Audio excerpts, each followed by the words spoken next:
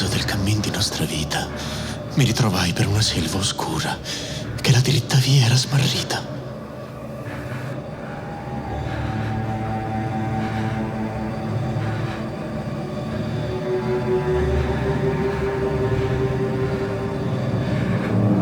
Approssimandosi l'equinozio di primavera dell'anno 1300, il poeta, smarrita la diritta via, si ritrova in una selva oscura e ardua. Lui stesso non sa dire come c'è finito, poiché era pieno di sonno quando ha perso la giusta strada.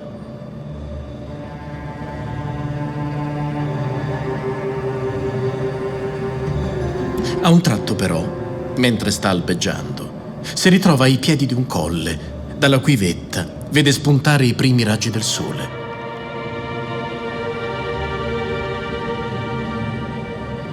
Questo gli ridà speranza e lo spinge a tentare la scalata.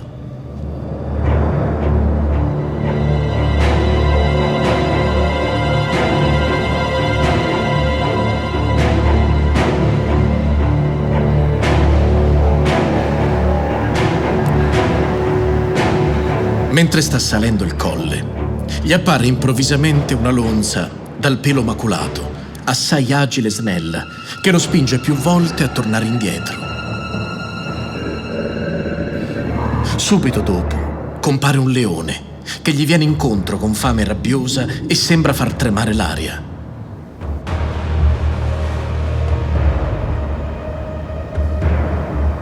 Poi una lupa famelica, tanto magra da sembrare carica di ogni bramosia.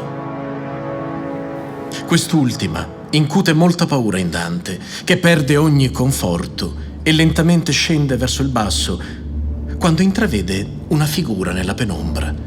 Intimorito, supplica lo sconosciuto di avere pietà di lui e gli chiede se sia un uomo in carne ed ossa oppure l'anima di un defunto. Miserere di me, quel che tu sii, od ombra od uomo certo.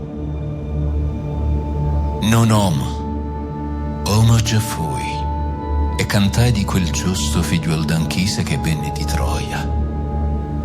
Il poeta prediletto gli promette di guidarlo al dilettoso monte per altra via, più lunga e complicata, attraverso i due regni della dannazione e della penitenza.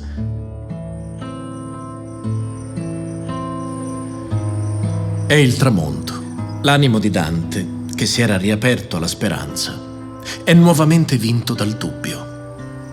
Per vincere la viltà che offusca lo spirito di Dante, Virgilio gli risponde che la salvezza di lui sta a cuore nel cielo a 3 donne beate: la Vergine, Santa Lucia, Beatrice.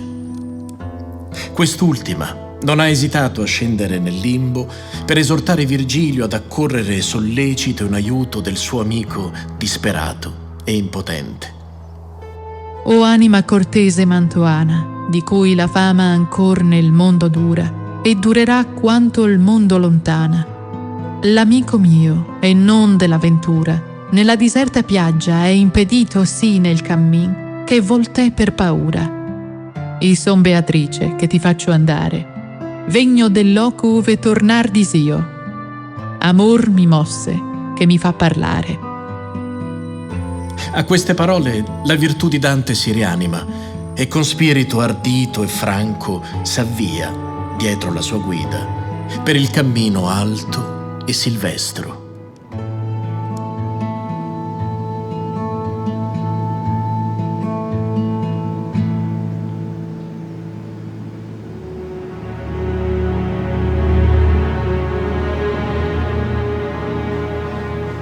Terribili parole si leggono scritte sulla sommità della porta infernale.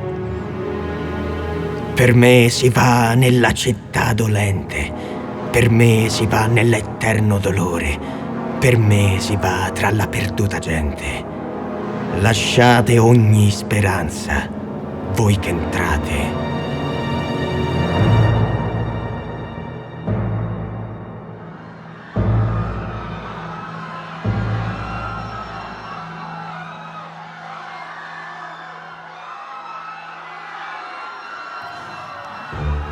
Nelle tenebre fitte s'aggira un tumulto confuso di voci irose, di alti lamenti, di pianti senza tregua, e l'animo del pellegrino è oppresso dall'angoscia e dalla paura. In quel vestibolo d'inferno gli ignavi corrono senza posa dietro un'insegna, stimolati da schifosi insetti che rigano di sangue il loro volto, e il sangue, misto con le lacrime, offre un pasto ai loro piedi a una turba di fastidiosi vermi. Più oltre, sulla riva triste dell'Acheronte, si accalcano le ombre in attesa di essere traghettate alle sedi infernali. Guai a voi, anime brave, non isperate mai veder lo cielo. I vegno per menarvi all'altra riva, nelle tenebre eterne, in caldo e in gelo.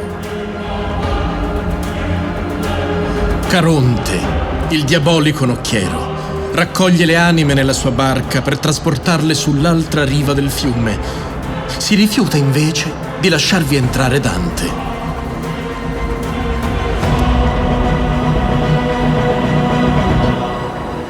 Poi la terra trema e il vapore che se ne sprigiona produce un lampo abbagliante, sì che il poeta vi è meno.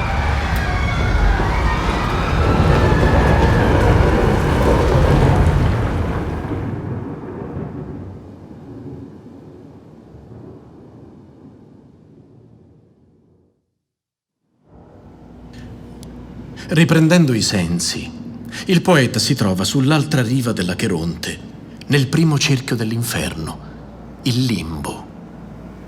Qui stanno le anime che non poterono salvarsi perché vissero prima o fuori del cristianesimo. Or discendiam qua giù nel cieco mondo. Io sarò primo e tu sarai secondo. Virgilio conosce bene le anime presenti in quel luogo, essendo lui stesso relegato al limbo. È una folla di spiriti, uomini, donne, eroi, capi di governo, filosofi, scienziati, poeti. Per questi ultimi, il poeta immagina una condizione distinta ed eccezionale, dentro le 7 mura di un nobile castello, un prato verde e fiorito, un luogo aperto, luminoso e alto. Dal castello escono incontro ai 2 poeti, i maestri del mondo classico, Omero, Orazio, Ovidio e Lucano. I 6 entrano nel castello e attraversate 7 porte si ritrovano in un prato verde. Saliti su un'altura, possono scorgere tutti gli spiriti magni presenti: Cesare, Enea, Aristotele, Socrate, Platone e tanti altri.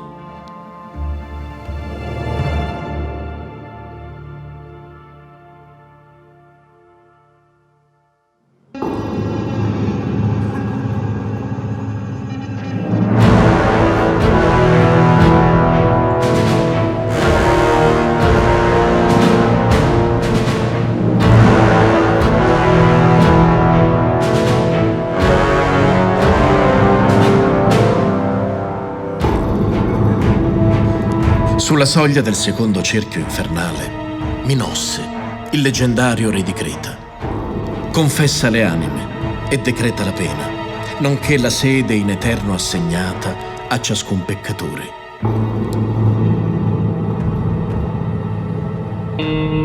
O tu che vieni al doloroso ospizio, guarda come entri e di cui tu ti fide. Non ti inganni, l'ampiezza dell'entrare. Perché pur gride? Non impedirlo suo fatale andare. Vuolsi così colà dove si puote ciò che si vuole, e più non dimandare.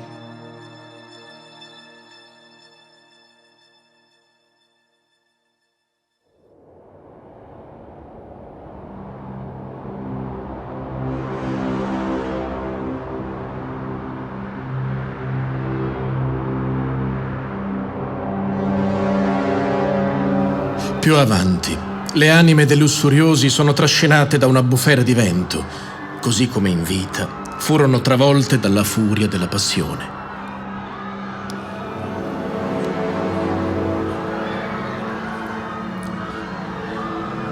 Tra questi ci sono Semiramide, Didone, Cleopatra, Achille, Paride, Tristano, in compagnia di altre migliaia di anime. Dante nota che 2 di queste anime volano accoppiate e manifesta il desiderio di parlare con loro. Virgilio acconsente e invita Dante a chiamarle. O anime affannate, venite a noi parlar, s'altri non niega. I 2 spiriti si staccano dalla schiera di anime e volano verso di lui. Sono i 2 amanti di Rimini, Francesca e Paolo, che scontarono con la morte l'adulterio per mano del marito offeso, Gianciotto Malatesta. Amor che non l'ho amato, amar perdona. Mi prese del costui piacer sì forte che come vedi ancor non m'abbandona. Amor condusse noi ad una morte. Caina attende chi a vita ci spense. Noi leggiavamo un giorno per diletto di Lancialotto come amor lo strinse. Soli eravamo e senza alcun sospetto. Per più fiate gli occhi ci sospinse quella lettura e scolorocci il viso, ma solo un punto fu quel che ci vinse. Quando leggemmo il disiato riso esser baciato da cotanto amante, questi che mai da me non fia diviso, la bocca mi baciò tutto tremante. Galeotto fu il libro e chi lo scrisse. Quel giorno più non vi leggemmo avanti.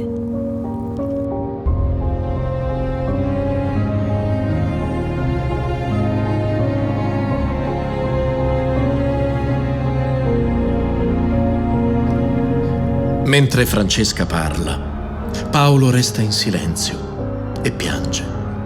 Dante è sopraffatto dal turbamento e sviene.